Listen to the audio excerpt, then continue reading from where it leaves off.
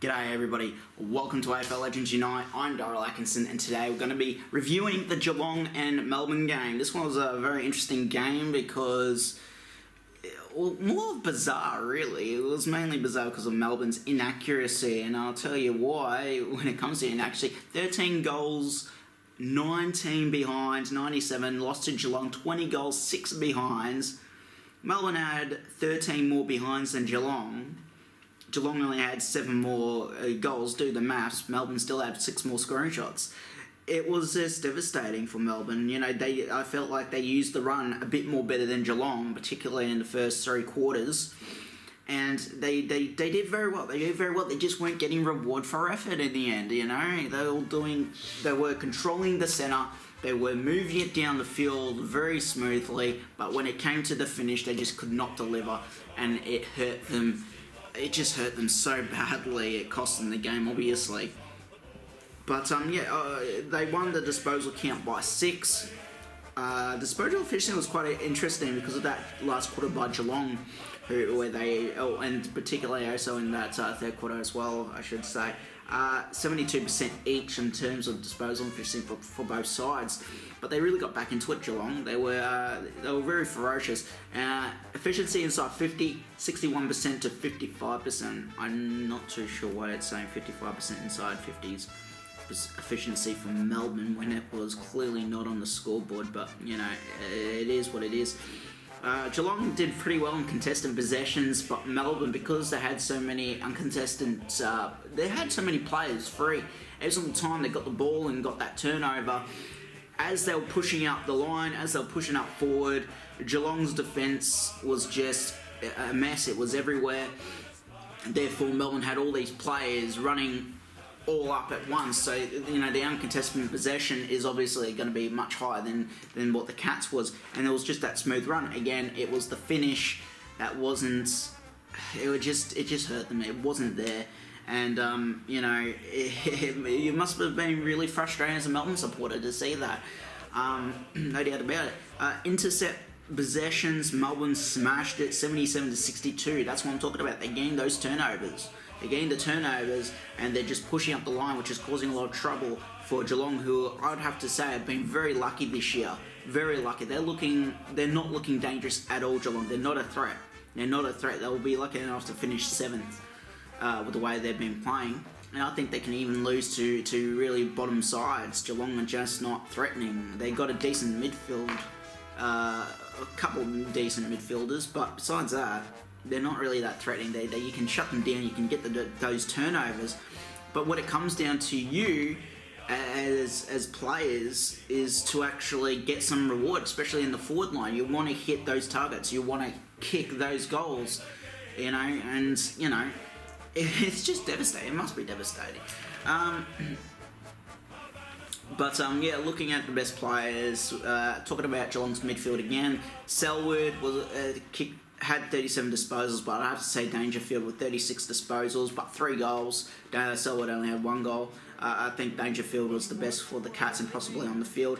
Nathan Jones, he kicked 3 behinds, 0 goals, 3 behinds, 36 disposals, best for Melbourne, but he just needs to learn about that kicking. He needs to start kicking those goals. You know, Jones, you know, he's my favourite player at Melbourne still, because he's a reliable player. Unfortunately, just wasn't able to convert those goals that day. Hunt got 30 and Duncan 28, along with Neil Bullen, who's been absolutely outstanding for Melbourne. How many games is this? This is game number... Doesn't say, does it? Of course it doesn't say. I just love it when it doesn't say. I'll have to... Yeah, it doesn't say. But his disposal efficiency was 61%. He got 28 disposals, obviously. Contested possessions, 9. He was a midfielder. He played in a midfield role.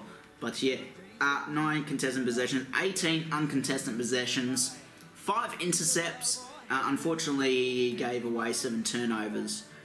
Scoring, he kicked 1 goal, 1, so obviously 50% there. Marks, he got 4 marks, including 1 inside 50. So, you know, time on the ground, he spent 101 minutes on the ground in 40 seconds. So, you know, he's there, and he was delivering a bit of pressure. It was doing pretty well, very well. 426 metres was recorded, so, you know, he's running, you know, just above average. Obviously, it won't beat Dangerfield. Like, you look at Dangerfield, for instance. Oh, wow, he only gained 399 metres. That's interesting. There you go. But yeah, 75% disposal efficiency, such a reliable player. But yes, unfortunately for Melbourne, you know, that was an opportunity gone begging. Absolutely it was. And like, you know, yes, it was devastating because Gorn went off. He's done a leg injury, unfortunately, which is probably probably the biggest news in terms of the injury front. So that hurts Melbourne, but Melbourne still have a decent side that's capable of winning, you know, or winning a game. They should have. I'm just actually going to check rush behinds, and Geelong had 2 rush behinds. Melbourne had no rush behinds. So, you know, there you go, right there. But yes, devastating for the Melbourne Football Club. And as for Geelong, I'd say a lucky win for them. And it was a must-win. But this is going to be interesting this weekend for Melbourne. It should be. Actually, I'm actually looking forward to this MCG clash. Melbourne and Fremantle Dockers. The Dockers coming off a thrilling win against the Western Bulldogs. They absolutely stunned the competition. You know, they had a huge list change. You know, they got rid of several players. And got some new kids in for that Dogs clash, and it really helped them because they were just so aggressive. They were playing, you know, the football, modern day footy that's required in this day and age, and they actually did it. They actually got the ball. They actually were running. They were taking the game on. So it's going to be interesting if they can actually show that when they play Melbourne. And as for Melbourne, you know, they need to replicate the running through and the intercepts through that midfield and defensive role, but when it comes to that forward line, they need to learn how to kick. They need to hit that scoreboard and take your opportunities in order to win. But yes, that's going to be interesting. That is 1:45 p.m. Saturday lunchtime footy. So guys, get down there. It's going to be interesting. As for Geelong, they're facing the Hawthorn Football Club, who are just in a lot of trouble at the moment. That's going to be an interesting game to see how Hawks respond. I'm not sure if it's going to be a threat for Geelong. It's too hard to, for me, it's too hard to tell because, you know, you thought they would have bounced back last week against Gold Coast, but played even worse footy against a much worse side and got their asses flogged. So, you know, I'm not too sure what's happening with Hawthorn and how they're going to go about it. So get down there. It's Easter Monday. It's 3:20 p.m. As always, it's a traditional clash between these two sides. They're arch rivals, so it's going to be interesting. And yeah. Anyway, guys, that's it for me here at AFL Legends Unite. Congratulations to Geelong for winning that. Good luck for both sides heading into next week. It's going to be, every game's crucial. Every game's important. Melbourne, obviously, unfortunately, losing their first game. Geelong, unfortunately, or actually, there's no real unfortunate about it because now they're 3 wins straight. Because you look at the ladder, Melbourne's 8th and Geelong is 3rd. That percentage is really helpful. Oh, and before I actually head off, there was one more thing I wanted to check. Because I didn't actually check it correctly. Oh, crud.